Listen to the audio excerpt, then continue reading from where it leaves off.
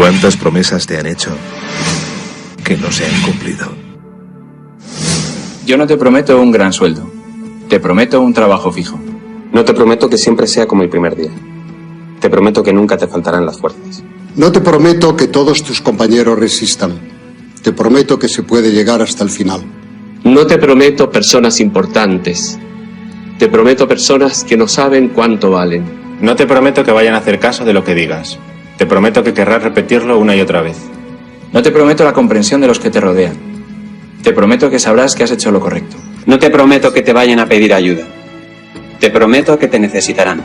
No te prometo una decisión fácil. Te prometo que nunca te arrepentirás. No te prometo un trabajo perfecto. Te prometo formar parte de un proyecto inolvidable. No te prometo que siempre vayas a obtener resultados. Te prometo que tu trabajo dará mucho fruto. No te prometo que vayas a tener grandes lujos. Te prometo que tu riqueza será eterna. No te prometo que siempre vayas a poder ser valiente. Te prometo que tu amor será más fuerte que el mío. No te prometo que puedas acabar con el dolor, el sufrimiento y la injusticia. Te prometo que estés donde estés, llevarás esperanza. No te prometo el reconocimiento del mundo. Te prometo una palabra eficaz. No te prometo seguridades humanas. Te prometo la certeza de que has sido elegido. Y te prometo que alimentarás al mundo.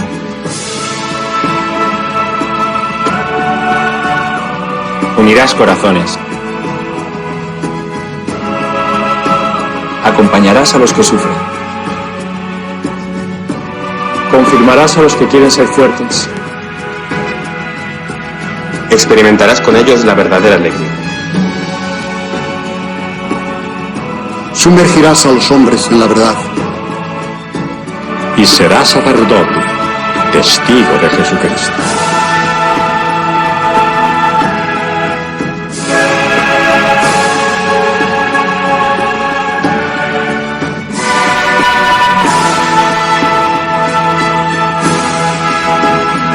No te prometo una vida de aventuras.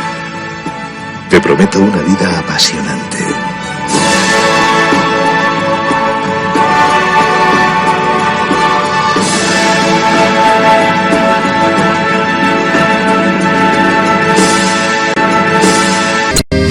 Jesucristo, Señor de la historia, que estuviste, estás y estarás. Sos presencia, esperanza y memoria. Sos el Dios de la vida hecho paz. Sos el mismo Jesús que estuviste junto al lago de Genesaret, y ante el hambre del pueblo exigiste, denle ustedes por Dios de comer. Quédate con nosotros, Jesús, que da miedo tanta oscuridad. No es posible morirse de hambre en la patria bendita del pan. Quédate con nosotros, Señor, que hace falta un nuevo Emaús. La propuesta será compartir como vos y en tu nombre, Jesús.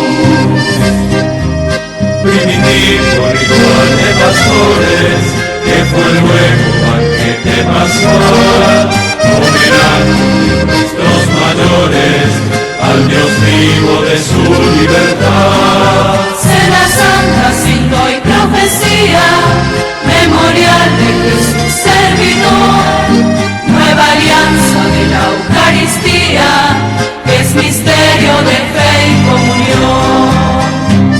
Quédate con nosotros, Jesús, que da miedo tanta oscuridad. No es posible morirse de hambre en la patria bendita del pan. Quédate con nosotros, Señor, que hace falta un nuevo Emaús. La propuesta será compartir como vos y en tu nombre, Jesús, Jesús.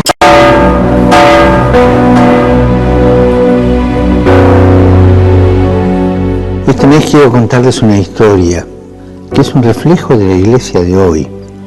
Es la historia de un testimonio de fe poco conocido.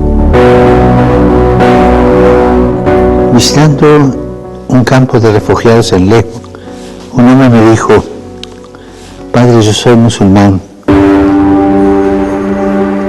mujer era cristiana. Llegaron los terroristas a nuestro país, nos miraron y nos preguntaron nuestra religión. Vieron a mi mujer con el crucifijo y le dijeron que lo tirara al suelo. Ella no lo hizo y la degollaron delante de mí. Histórico. Sé que él no tenía rencor. Se centraba en el ejemplo de amor de su mujer. Un amor a Cristo que la llevó a aceptar y ser leal hasta la muerte. Hermanos, hermanas, siempre habrá mártires entre nosotros. Es la señal de que vamos por el camino correcto. Una persona que sabe me decía que hay más mártires hoy que al inicio del cristianismo. El coraje de los mártires, el testimonio de los mártires es una bendición para todos. Oremos para que quienes en diversas partes del mundo arriesgan su vida por el Evangelio contagien a la Iglesia su valentía, su impulso misionero.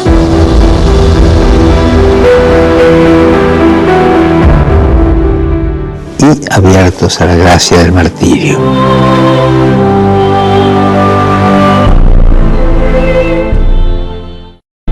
He sabido algo que me preocupa profundamente. Comprendo que lo guía una buena intención, pero me veo en la necesidad de llamarle la atención. Don Silvestre me mandó llamar para darme una queja.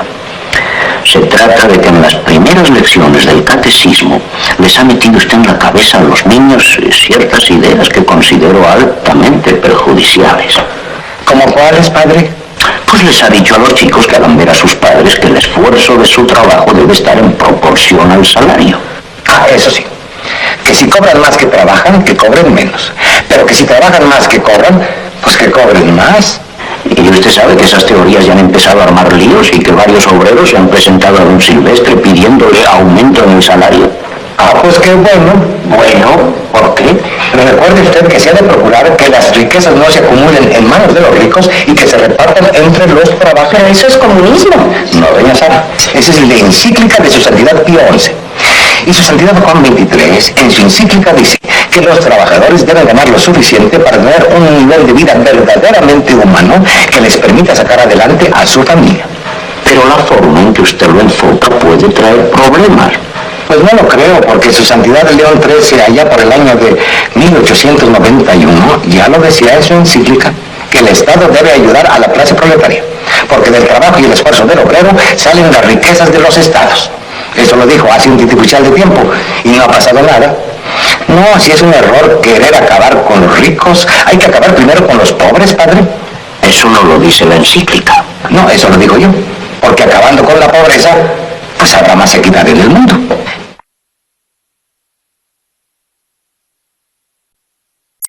Esto fue escrito en el año 1957. Y si te quedan amigas o amigos con quien todavía podés hablar de política y de sociedad, recordales esto escrito hace tiempo, pero parece que hubiese sido ayer. Al dólar lo suben ellos. De esa manera se devalúa el salario. Una de las formas de disciplinar a los trabajadores que históricamente ha adoptado cierta oligarquía. Los tarifazos los programan ellos. Una forma de transferir recursos del bolsillo del pueblo hacia el poder dominante. La fuga la facilitan ellos, una forma de endeudar a millones para que se beneficien unos pocos. La crisis la generaron ellos, porque a través del miedo colonizan el sentido común.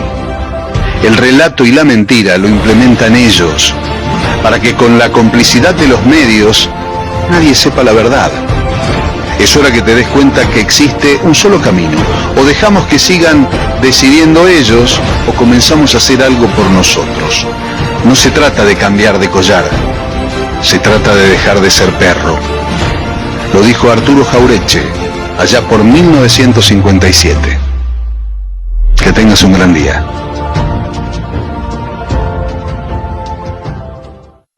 El peor analfabeto es el analfabeto político. No oye, no habla, no participa de los acontecimientos políticos.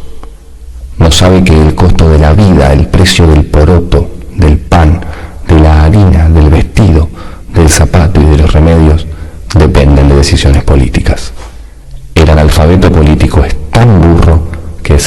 enorgullece y ensancha el pecho diciendo que odia la política. No sabe que de su ignorancia política nace la prostituta, el menor abandonado y el peor de todos los bandidos, que es el político corrupto, mequetrefe y lacayo de las empresas nacionales y multinacionales. Si cuando ganó Perón las elecciones, ya en el 52, Menéndez se sublevaba en Campo de Mayo y mataban al cabo Fariña en un intento que escondía el asesinato de Perón y Evita. ¿Y por qué no? Cuando el gobierno ganó las elecciones, no le entregaron el poder nunca, ni a Framini, ni querían dárselo a Perón, y tuvieron la obligación de hacerlo, y entonces inventaron que tenía que estar el que viviera en el exterior viviendo en la Argentina para tal fecha, lo inventó Lanusse, y entonces Perón puso a Cámpora y después apareció la fórmula Perón-Perón. Siempre le crearon situaciones en lo que no tenían los votos con las botas, los intentos de golpe y al final el criminal bombardeo a la Plaza de Mayo, el asesinato, la desaparición de personas, el robo del cadáver de Evita, producido en el 55, después que ingleses y norteamericanos financiaron el golpe gorila. Y entonces uno se pregunta, ¿y por qué no? Si siempre nos golpearon. Y claro, pasó el tiempo y dictadura tras dictadura de ellos, y siempre nos tocaba a nosotros salir corriendo porque ellos eran los que tenían la decisión de la propia vida. Y entonces, cuando ya no aguantaron más, cuando se le incendió el Cordobazo, llamaron a elecciones y volvió a ganar el peronismo. Y entonces participaron desde la inteligencia cubana, la rusa, la norteamericana, la inglesa, la israelí, la francesa, todos en la Argentina de los años 70. Sí, ¿y por qué no? Si siempre nos golpearon a nosotros. ¿Y por qué nosotros tenemos que aguantar ser golpeados constante y permanentemente? Y cuando ya parecía que eso no iba a ocurrir nunca más porque Perón había regresado, Perón se hace inmortal, las cosas se complican, y en el 76 hicieron todavía más atroz lo que habían hecho en el 55. Miren, la pregunta es, ¿y por qué no? Si siempre nos golpearon a nosotros. ¿Y por qué nosotros no podemos sublevarnos un día y voltear, no importa si tiene permiso legal o no por el voto ciudadano, a un gobierno que está entregando el patrimonio argentino? ¿Y por qué no? Si nos asiste el derecho al sufrimiento que hemos tenido de Menéndez, de Lonardi, de Aramburu, de los fusilados, de los bombardeados, de los desaparecidos, de Videla, de cada uno de los que estuvieron sentados usufructando el poder, y siempre nos tocaba a nosotros sufrirlo. ¿Y por qué no? Y entonces, allí empiezan las preguntas. Hay que esperar que se cumpla el mandato presidencial. ¿Y por qué no cumplieron esperando el mandato presidencial? Ni de Perón ni de Isabel. ¿Y por qué bombardearon la Plaza de Mayo matando niños de la escuela, electrocutándolos arriba de un trolebús? ¿Por qué no tuvieron las bolas para ir a buscarlo a Perón y pegarle un tiro? ¿Y por qué no? ¿Por qué siempre nosotros no podemos pensar ni siquiera en molestar a lo que el ciudadano eligió. ¿Qué ciudadano? ¿El que nos proscribió? ¿Qué ciudadano? ¿El abuelo del que nos fusiló? ¿Qué ciudadano? ¿El que nos bombardeó? ¿Qué ciudadano? ¿El que le dijo a Framini que había ganado pero que no le daban el poder? ¿Por qué siempre nosotros? ¿Y por qué no? ¿Y por qué entonces un día no hacemos lo que tenemos que hacer? Y limpiamos como hay que limpiar. ¿Y por qué no? Allanaron las casas, violaron las mujeres, se robaron los muebles, hicieron lo que les pareció y andan sueltos. Todavía debe vivir alguno de aquel resaco del 55, de los que tiraron bombas en la plaza. ¿Y por qué no? ¿Por qué nosotros no podemos decir esto no da más, terminemos con el cachivache y los que están? ¿Por qué no? Si nos asiste el sufrimiento y el derecho no constitucional, revolucionario, porque el momento es revolucionario, porque Perón creó un movimiento revolucionario. Entonces, ¿por qué no? ¿Por qué tenemos que ser tolerantes y esperar con los que se abusan y violan la Constitución? ¿Por qué? ¿Y por qué no? ¿Por qué no podemos nosotros hacer lo que nos hicieron?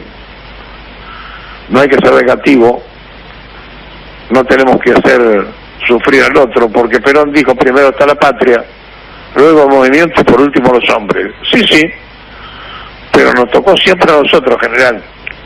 A nosotros. No hay de los fusilados nadie que haya ido a la prisión. Los que fusilaron, de los que mandaron a fusilar. Y la verdad que el jefe de policía que ordenó el fusilamiento del 56 de la provincia de Buenos Aires era el mismo Desiderio Fernández Suárez que buscaba a Perón, siendo mayor del ejército, para asesinarlo antes del 17 de octubre. ¿Y por qué no? ¿Por qué nosotros no?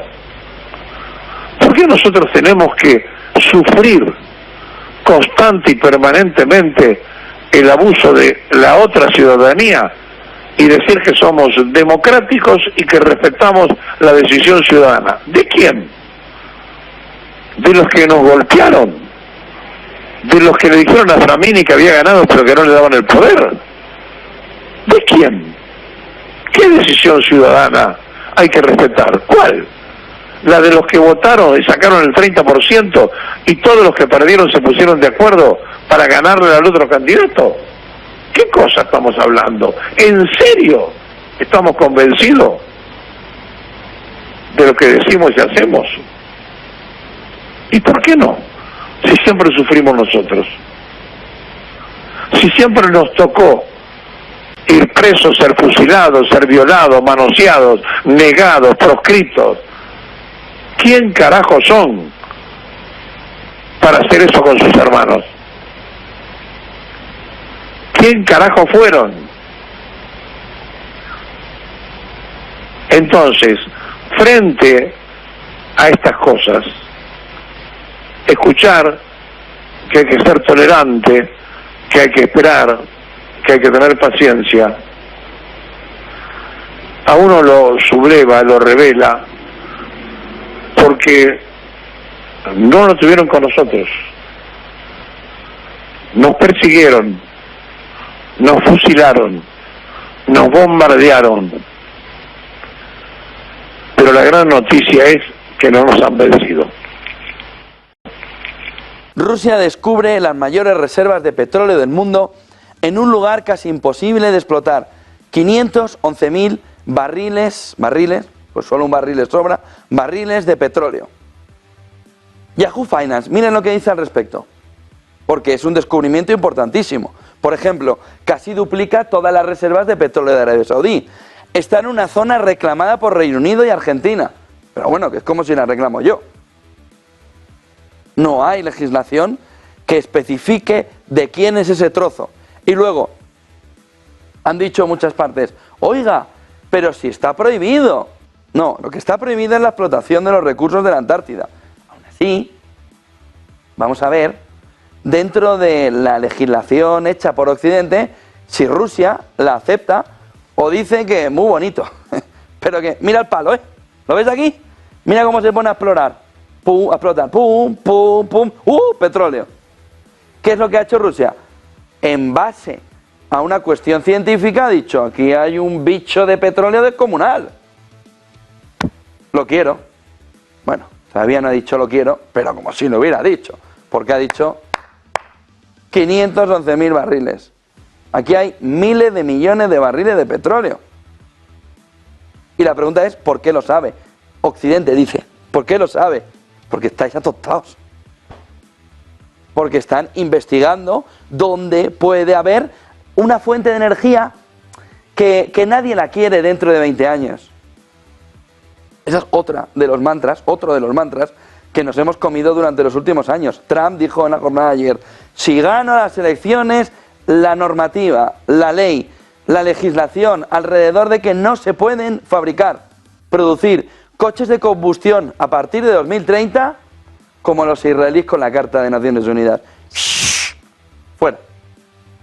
¿Por qué? Porque están viendo que el movimiento de petróleo y sobre todo gasolina limpia, últimas generaciones, puede tener un elemento fundamental. Pero que se pregunta a Occidente, en su atontamiento general, ¿por qué Rusia sabe que hay miles de millones de barriles de petróleo? Pues porque ha llevado unos científicos y en base a la legislación que por criterios científicos se puede investigar, mientras vosotros estáis en Eurovisión, en un espectáculo satanista, pues ellos están explorando. Vosotros estáis atontados viendo Eurovisión y ellos están viendo la fuente del futuro energética para dártela a ti, si es que la quieres, en el futuro, porque si no tú no tienes. Y ahí está la contraposición, unos atontados en la tele, viendo un espectáculo satanista en televisión, que no sé cómo la gente se lo puede tragar, es el culto a lo feo en lugar del culto a lo bello, porque estamos todos atontados. Y los rusos diciendo, tú sigue, que yo meto aquí la varilla. ¡Uy! Que sale petróleo de la varilla. Entonces está Occidente, dice Yahoo Finance, diciendo, ¿cómo puede ser? ¿Cómo puede ser? Si está prohibida la explotación de los recursos de la Antártida. No está prohibida la explotación, pero no está prohibido la exploración, que también, como tampoco sabemos escribir ni hablar, la explotación no, la exploración sí. Búscalo en el diccionario. Bueno, que no tenéis diccionario tampoco. Es que es así.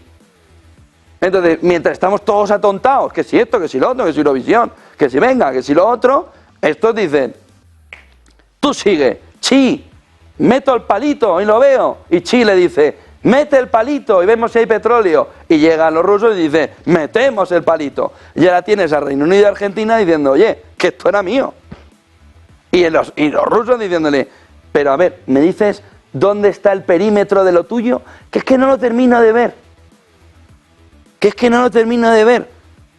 No, es que es la Antártida. Por eso no lo termino de ver. Atontaos. Profundamente. Vivimos en un entorno, como decía Manuel Todt, donde hemos pasado a... ¡Ay, qué bonito todo! Me he levantado esta mañana y el sol ha salido 20 minutos antes. Te puedes centrar ya en la vida verde, ¿verdad? Te puedes centrar en los problemas. Te puedes poner a trabajar un poquito. Que es que así nos va. En una zona reclamada por Reino Unido y por Argentina, casi duplica todas las reservas de petróleo de Arabia Saudí. Pues eso es lo que hay. Ha ganado Suecia, ¿no? O Suiza. ¿Quién ha ganado Eurovisión? Usted lo sabrá mejor que yo. Pues eso es lo importante. Y ahora el Madrid juega a Champions, ¿no? El 1. Pues ya está. Pues ya llegará el día. Y vivimos, pues lo que dice Manuel Todt. Luego no lleven el susto. ¡Uy! ¡Uy, uy, uy! ¿No? Como en Roma, cuando de repente entran los bárbaros y dicen, ¿pero qué hacen aquí? Todos estos, si no están ni vestidos, porque están todo el día en el Coliseo atostados. Oye, ¿qué es que vamos a hacer un espectáculo cada 7 días? Venga, cada 5, venga, cada 3, a diario. Ya llegan los bárbaros. Y la historia se repite. Todos mirando la gafita de Zuckerberg. Bueno, ahora ya no, ahora ya ni eso. Todos mirando la tele, Cuando el de La Libertad Avanza Carajo se plantó y dijo: no hay plata, no hay plata. Bueno, todos imaginamos y pensamos un régimen austero en todos los niveles. Pero no.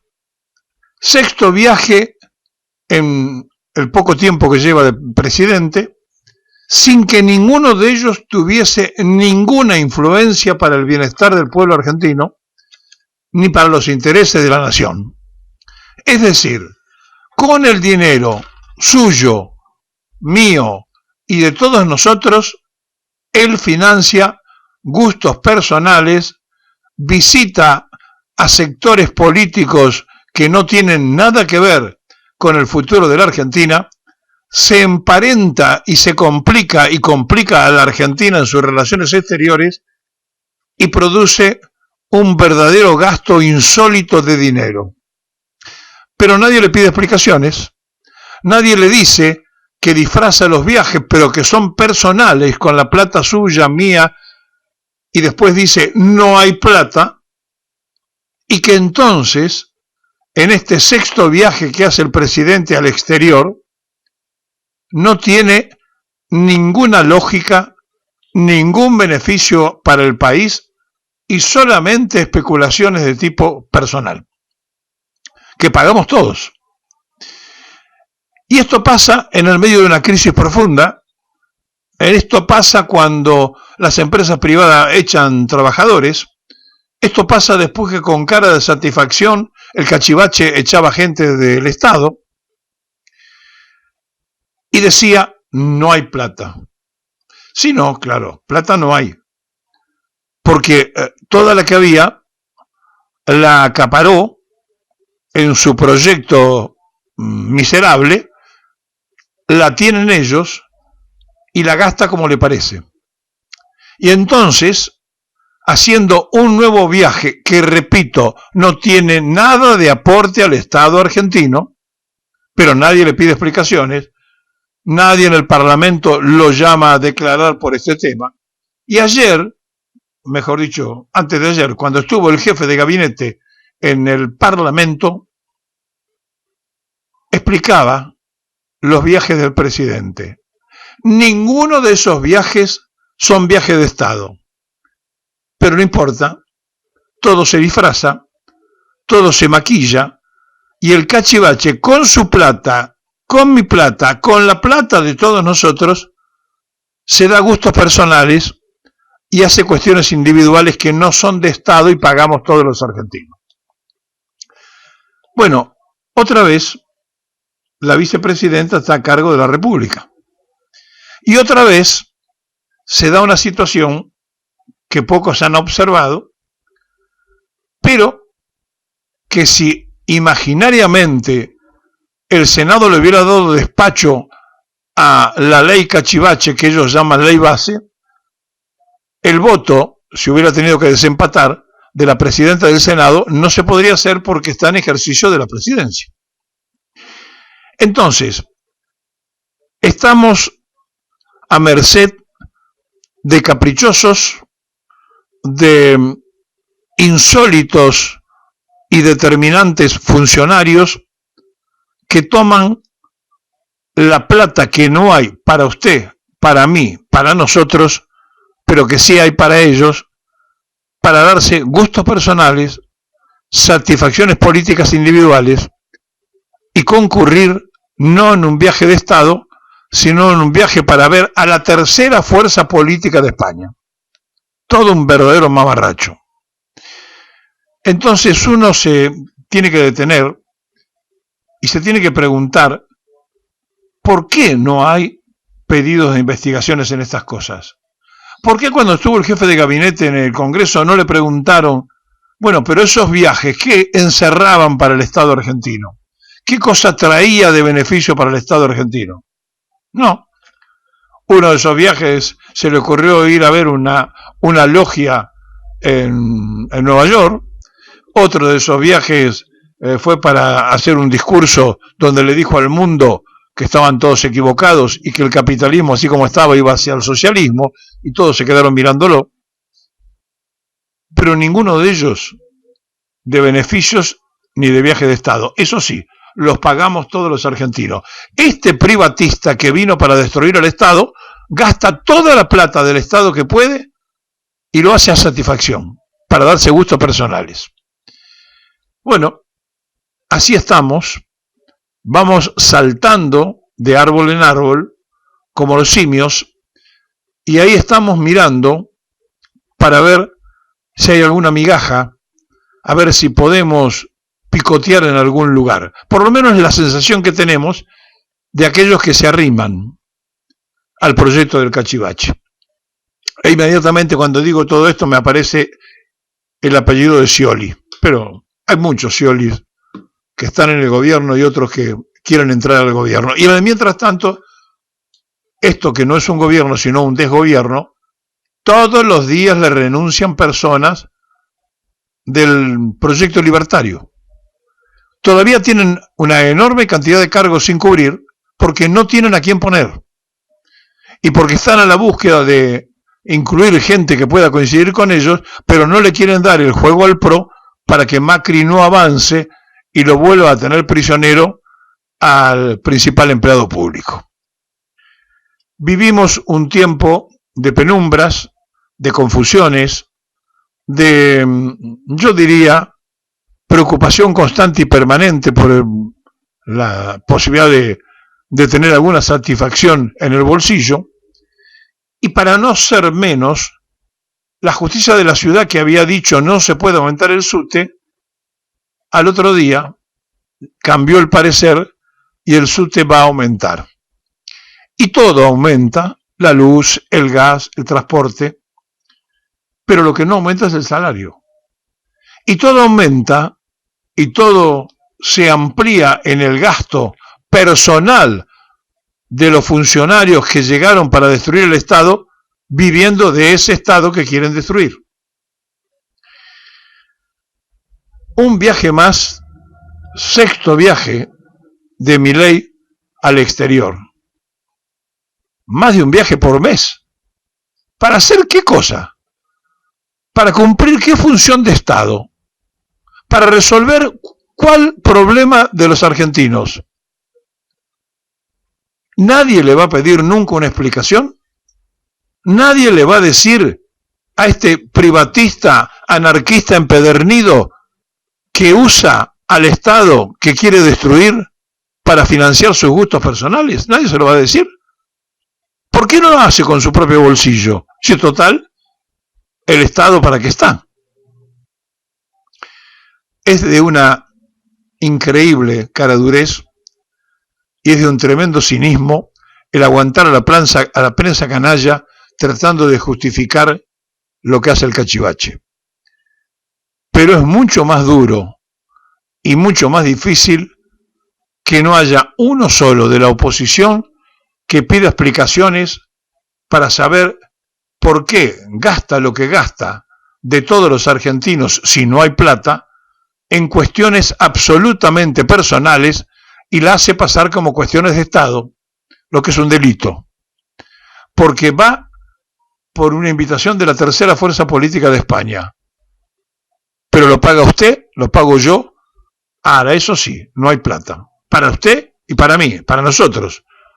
Pero por supuesto que él la dispone, porque además no tienen ningún tipo de claudicación en la clausura de la felicidad y tienen una tremenda alegría cuando al Estado lo pueden robar, saquear, y si pueden vivir de él todo el tiempo que son funcionarios, también lo festejan. Milei se crió con todo su privatismo en la cabeza en una familia donde su padre es un empresario del transporte automotor. ¿Sabe de qué vive el transporte automotor en la Argentina? De los subsidios del Estado. ¿Sabe de qué viven las empresas privadas del transporte? Del aporte del Estado. Al punto tal que ahora que se está discutiendo esa parte, todo está en conflicto y en cualquier momento los colectivos vuelven a parar. Estamos en una tesitura de un mundo imaginario, de creer de que este muchacho venía a cambiar la historia. Bueno, cambiarla cambió, por supuesto que para mal, pero que creían muchos de los que lo votaron de que era una cosa novedosa, que iba a luchar contra la casta, palabra que nunca más utilizó. ¿Y cómo la va a utilizar? Si la tiene la casta sentada en el Ministerio de Economía. ¿Cómo la va a utilizar si la tiene en el Ministerio de Seguridad? ¿Cómo la va a utilizar si ahora concurrió a buscarlo a Scioli? ¿En serio? Los que lo votaron le creyeron. Y ahora le siguen creyendo. Sigue teniendo crédito. ¿De verdad es así? Y entonces un problema mucho más serio y más profundo, el de la sociedad argentina, que el que estamos imaginando. Este señor que usufruta el estrado, que dijo que lo primero que iba a hacer era cortarse un brazo si tenía que aumentar un impuesto, bueno, se va a quedar manco porque le va a poner otra vez impuesto a la ganancia, es decir, impuesto al salario. Entonces, todo lo que ha dicho es una tremenda mentira organizada, porque no es una improvisación, porque detrás de él hay 3 fundaciones extranjeras, y porque además esto no se hace porque sí, se hace porque están esperando el destrozo de este gobierno para la búsqueda del territorio más rico de la tierra, que es la Argentina, por parte de determinadas potencias, incluso con la ocupación territorial de lo que hoy es el mapa de nuestro país. Esto es lo que está esperando en un futuro, esto es lo que está sembrando este cachivache, y esto es lo que pasa a la vista suya, mía, y que hacemos muy poco para cambiarlo. Sí, el presidente, principal empleado público, con la plata de todos los argentinos, está resolviendo un tema personal para encontrarse con la tercera fuerza política de España. ¡Viva la libertad, carajo! ¡Libertad, carajo! Intendente Ponti, buenas tardes. Pablo Dugan desde Buenos Aires lo saluda. ¿Cómo anda? Sí, Pablo, ¿qué tal? Buenas tardes a vos, a tus compañeros y a toda la audiencia de tu radio. Muchas gracias por llamar y por tener la inquietud de informarte de la información real que está ocurriendo hoy en el pueblo que estoy llevando adelante, que estoy conduciendo, que es Quimilí. ¿Cuánta gente vive en Quimilí? Contanos. Y aproximadamente transcurren y viven estable en Quimilí entre 55 y 60.000 personas. Ah, bueno, es un pueblo grande. Y es un pueblo grande, es una ciudad prácticamente, ya Quimilí. Claro. Bueno, ¿qué pasó? ¿Es verdad que vecinos autoconvocados prendieron fuego la distribuidora eléctrica en protesta por las altas tarifas? Sí, eso es real. Ayer vecinos autoconvocados, luego de recibir la factura de luz, se han convocado en la sede de gestiones y de administración de la energía de la localidad y bueno, han generado, porque el humor social no está bien y prendieron fuego y bueno, un humor social muy delicado, muy complejo, digamos, ¿no? Muy delicado que se está viviendo la población por las altas tarifas. Hoy la liberación de los subsidios del gobierno nacional nos pega muy fuerte en el norte, muy fuerte. Quimilí es un pueblo productivo, en donde se están cerrando muchísimas pymes, muchísimos comercios. Hoy el problema, aquí se siembra mucho, es un suelo productivo de maíz, sorgo, soja, algodón, y bueno, hoy la chicharrita, el bajo quilaje de la soja, más las políticas económicas nacionales, bueno, pegan fuertísimo en el bolsillo, y hoy cualquier cosita la gente reacciona y reacciona de esa manera. Entonces, ¿Cómo fueron los aumentos? ¿Tenés algún ejemplo? Circulan algunos, pero me gustaría que lo cuentes vos, alguno que te haya impactado. Y bueno, por ejemplo, una peluquería con una casa de familia, 1.200.000 pesos, 1.500.000 pesos le vino de luz. El cobro, sí, es muy fuerte, es prácticamente choqueante y la gente se queda, así como te cuento, se queda en shock y no sabe cómo reaccionar, y bueno, reacciona violentamente. Una persona que tiene una peluquería en el frente de la casa y su casa atrás. Sí, tiene adelante y atrás. Otro es una panadería que tiene su casa y su panadería atrás, 2,5 millones de pesos. Impagable. ¿Cuánto tenés que vender para pagar? Impagable. Eso no se puede pagar. No se puede pagar cuando ya... Bueno, yo había escuchado gente que empezó a hablar y gente que empezó a decir, bueno, este va a ser un problema de las distribuidoras finalmente, porque cuando tenés uno que no te paga, el problema es el que no paga. Ahora, cuando tenés un pueblo que no te paga la factura, el problema ya es de la distribuidora, porque no le podés cortar la luz a todo el pueblo, ¿no? Claro. Eso está sucediendo, se autoconvocaron hoy, hicieron como un petitorio en donde no van a pagar ninguna boleta de luz. Mucha gente no va a pagar. Mucha gente no van a pagar, casi todo el pueblo, digamos. Entonces, en reclamos a eso, a los tarifazos y a lo que se está sufriendo. Hay un humor social muy duro. Esto se lo advirtieron al gobierno, ¿eh? Esto se lo advirtieron, me consta que se lo advirtieron al gobierno, dijeron, el problema acá va a ser cuando en un pueblo no te pague nadie. Ahí ya no es problema de la gente, porque a 10 le puedes cortar, pero a 5.000 no le puedes pagar, 10.000 no le puedes cortar. Claro. En esto se desliga el gobierno de la provincia, digamos, no tenemos nada que ver, ni yo como intendente, ni el gobernador.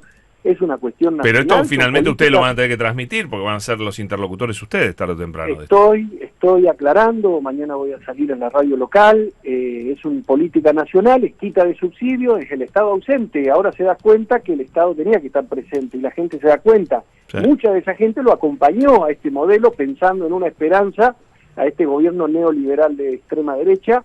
Bueno, hoy son los resultados, nuevamente caemos en un abismo de desesperanza, el pueblo nacional, el pueblo del norte grande, el pueblo de Quimilí, en Santiago del Estero, en donde todo nos está golpeando muy Ahora, duro pero y muy Diego, fuerte. Esto se debería estar repitiendo estas tarifas en otros pueblos similares de Santiago del Estero. En otros pueblos, en la ciudad capital y en otros pueblos de Santiago, y habría que ver Tucumán, Catamarca, La Rioja. En Tucumán Salta, me dice Jujuy. que es terrible lo que está pasando, terrible. Sí, ¿Vos de qué algo partido muy- sos? Evidentemente de libertario no sos, ya está claro, pero... No, yo soy un compañero, soy peronista, ¿no? Ujú. Tengo una concepción peronista en un pueblo productivo.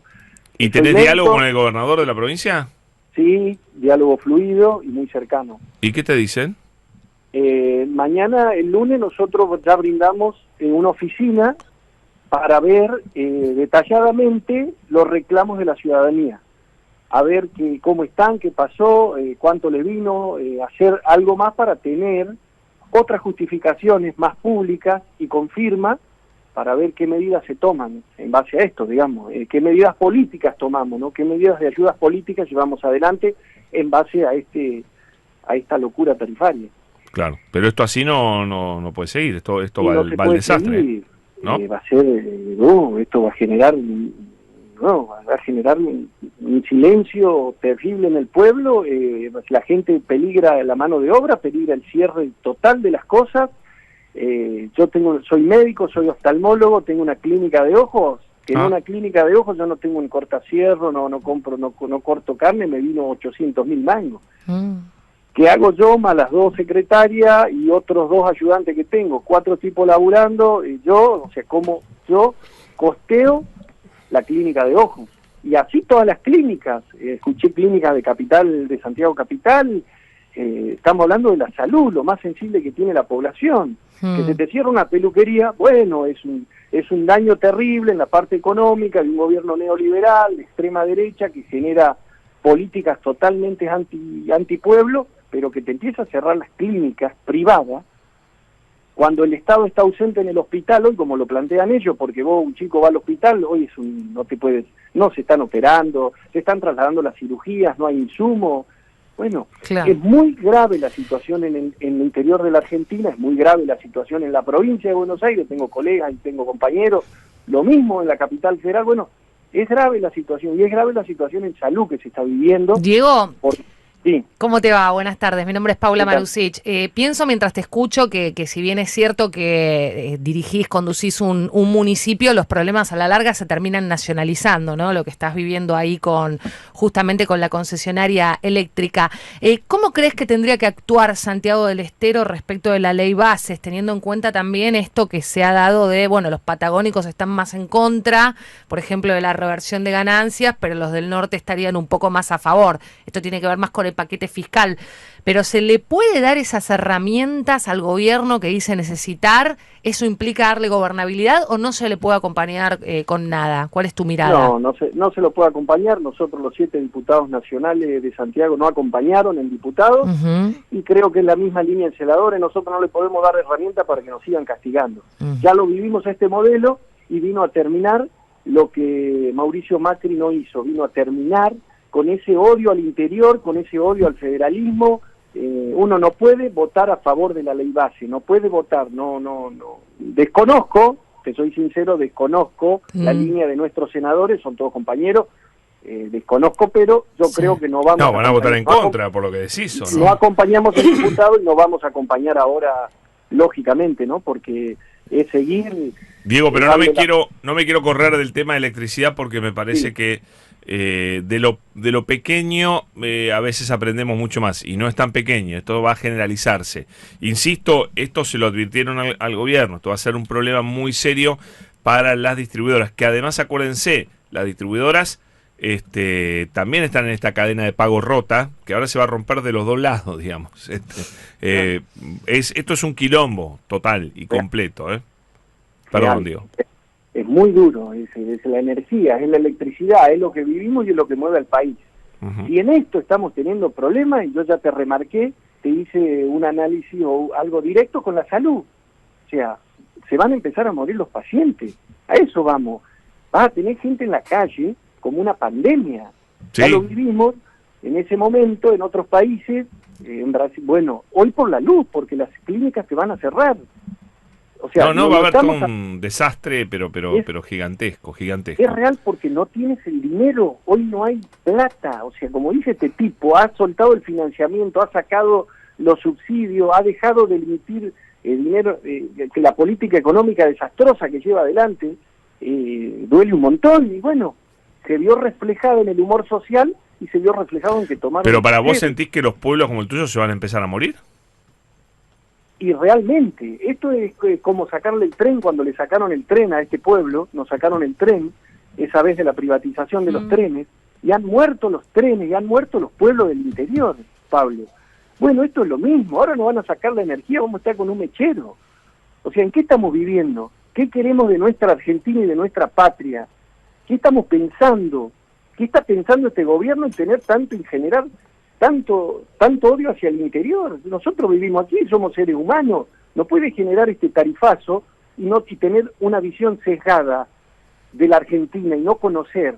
Yo sé que no conocía como candidato, porque no tenía ni un dirigente, ni un concejal, ni nada en ninguna parte de la Argentina, y menos en Santiago, pero que desconozca totalmente y que nos castigue, porque ya el mes pasado vino alta.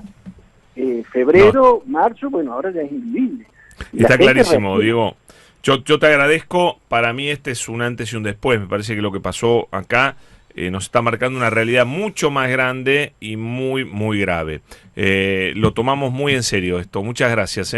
Muchas gracias, Pablo. Muchas gracias por llamar y por preocuparte. Te agradezco muchísimo porque es muy importante saber. Por favor, gracias. Hasta luego. Diego Ponti, intendente de Quimilí, Santiago del Estero, ¿no? Casi 50.000. Casi 50.000. Hay curros y curros para el gobierno, para la sociedad, para la opinión pública. Hay en todos los canales de noticias, pero también en los diarios más leídos, en los portales con más alcance de los medios de comunicación.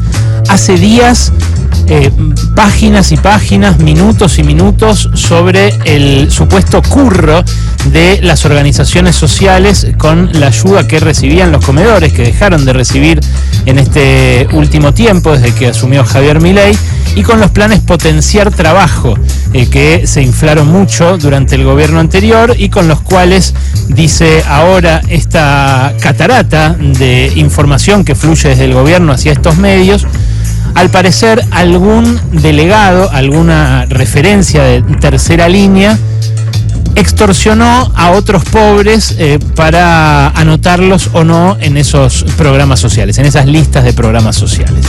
Bueno, el curro, al parecer, amerita la publicidad permanente de los nombres de los que están empezando a ser investigados, cuyos domicilios fueron allanados violentamente la semana pasada a la madrugada con armas y a patadas por la Policía Federal, que obviamente busca amedrentar a las organizaciones sociales, a los piqueteros, a todo aquel que protesta por el empobrecimiento vertiginoso de las capas más bajas de la población. En un rato, acá vas a escuchar sus voces por primera vez. Juntos van a hablar dos de los investigados, dos de los referentes de los movimientos sociales, uno del Frente de Organizaciones en Lucha, otra del Polo Obrero, y vas a escuchar sus razones, simplemente, cómo llegaron ahí, qué hacen, de qué los acusan, qué les robaron los policías al allanar sus domicilios, qué pasó con otros a los cuales también les allanaron, que son de otras villas, de otros asentamientos, de otros lugares, y que fueron más violentados todavía. Ahora, según el gobierno, hay dinero que ha sido desviado de programas sociales y de salud popular, de comedores y de otros lugares a donde el Estado llegaba con su asistencia, a bolsillos privados. Ese dinero, según el Ministerio de Capital Humano de Sandra Petovelo, asciende a 17.000 millones de pesos en 14 causas distintas. Lo que no ha sido tan publicitado, con tanto despliegue, con tantos minutos, con tantas páginas, con tanto detalle por parte de los medios de comunicación, es un choreo que hasta ahora la Comisión Nacional de Valores comprobó por 23.000 millones de pesos de un grupo de banqueros, entre los cuales hasta ahora estaban solamente banqueros del Galicia, del Grupo Financiero Galicia, pero al que ahora, al parecer, también están investigando si se sumaron también otros dos bancos, el Superviel, un banco de capitales locales, nacional, y el BBVA, el ex banco francés de capitales españoles. Los dos están en la mira de la Comisión Nacional de Valores por supuestas operaciones con bonos para defraudar el patrimonio del Banco Central. Esto lo publicó la agencia Bloomberg. Hoy, Ale Rebocio, en su panorama, en el diario AR, su panorama económico, hace el hallazgo de la comparación, porque esta guita, 23.000 millones de pesos, es más que lo que dice Sandra Petovelo que se afanaron del Ministerio de Capital Humano las organizaciones sociales, que repito, no lo demostraron todavía, así como sí demostró la CNB el choreo de estos banqueros. Tanto lo demostró la CNB que hizo un sumario sobre dos sociedades del Grupo Financiero Galicia y sobre el propio Banco de Galicia el 29 de abril. ¿Cómo funcionó ese curro? Es así. El gobierno anterior, para tratar de tomar plata prestada de los bancos y colocarle bonos a cambio, les ofreció de todo. Les ofreció la chancha, los 20 y la máquina de hacer chorizos. Por ejemplo, uno de los bonos que sacó es un bono dual, que ajustaba por inflación o por devaluación lo que le convenga más al tenedor. Además de eso, le ofrecía a los bancos pagarle una prima por un put, que es una opción de compra, que les aseguraba ¿qué cosa? Que el central les recompraría esos bonos cuando quisieran al precio del cierre del día anterior al que los solicitaran. Como un resguardo, como una salvaguarda eterna, perenne, de que si en algún momento querían vender esos bonos, podían no hacerlo en el mercado secundario, sino vendérselos directamente al Tesoro de vuelta. Bueno, el presidente del Banco Central, Santiago Bausili, le mandó una carta al presidente de la Comisión Nacional de Valores detallando que había sospechas de que el Galicia había hecho operaciones para provocar subas en la cotización de determinados bonos y después ir a exigirle al Banco Central que ejecute esa prima, que ejecute ese put. Lo que calculó Bausili son esos 23.000 millones de pesos en defraudación, y eso es lo que dice el sumario de la CNB. Ahora, de vuelta, los nombres de los dirigentes del Partido Obrero, del Frente de Organizaciones en Lucha y de Barrios de Pie, que supuestamente, repito, extorsionaban a los pobres que cobraban un programa social del gobierno, salieron en todos lados. Les mostraron la cara, les allanaron las casas, los desprestigiaron ante sus vecinos, que ahora en algunos casos los tratan como delincuentes.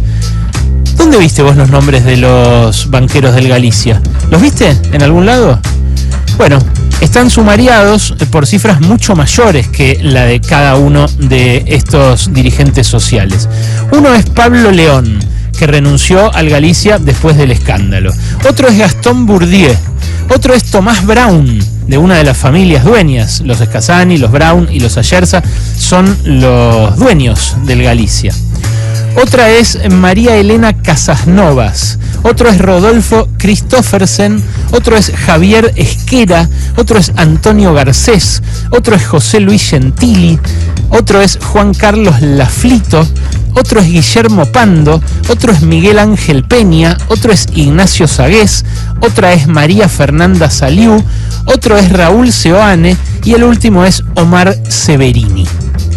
El Banco Galicia respondió a la acusación y al sumario de la CNV con un comunicado que dice simplemente que se inició una investigación interna.